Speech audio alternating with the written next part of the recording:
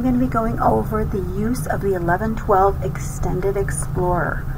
We are going to be working on the manned right buckle, and we are going to be going in on tooth number 30. We are going to be looking at that lower shank being parallel to the surface that we're going to be working on. We want the lower shank to be parallel and it to go up and over and into our hand. We are going to have a stable fulcrum with our ring finger being a solid straight fulcrum, our middle finger being on the side of that lower shank, and we are going to have our hand moving all as one unit, rocking off of our fulcrum. We're going to do short overlapping strokes starting at the distal buckle line angle all the way in to the interproximal under the caul area.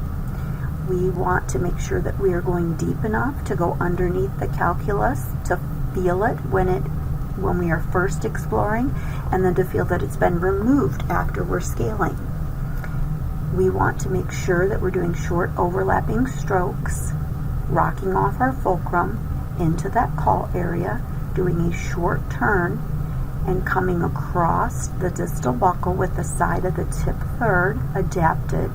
We're going to be making oblique strokes, adapting, rolling into that mesial, where we're making a vertical stroke, starting at the distal buckle line angle of number 29, rocking on our fulcrum, short overlapping strokes to the depth of the pocket, making sure we're standing up tall on our fulcrum, turn, side of the tip third, along the buckle surface with oblique strokes and into the mesial with vertical strokes.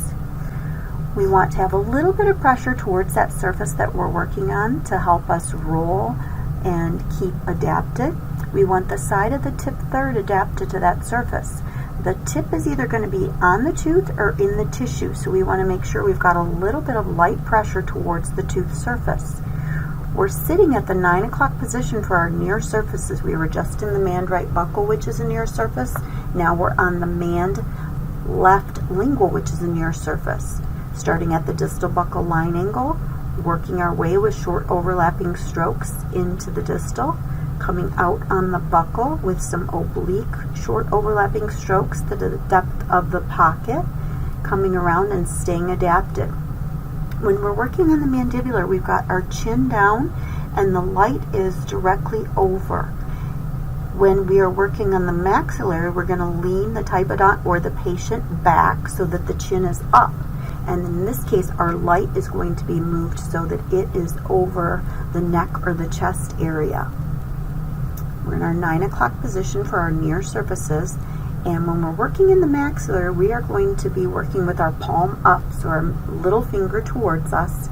Same visual cue with our lower shank parallel to the surface we're working on, and it goes up and over the tooth and the handle into our hand. That's how we know we've got the right end. Short overlapping strokes, staying adapted with the side of the tip third slightly against that proximal surface. Trying to stay out of the line of fire, short overlapping oblique strokes as we go across the buckle. Vertical strokes as we go into the proximal. Working off of our finger, but keeping all one unit, a stacked fulcrum for strength.